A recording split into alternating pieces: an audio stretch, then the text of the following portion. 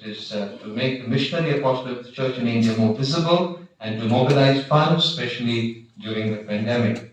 The newsletter of Communio, the website of Communio, it is especially the dream of Father Stephen Alatara. We are on that. Communio Sunday, the first Sunday of Advent, to be declared and to be celebrated as Communio Sunday. Then Associate Director of Communio, who lives at the Secretariat, Father Gangula Vinyandas from the Diocese of Nagpur.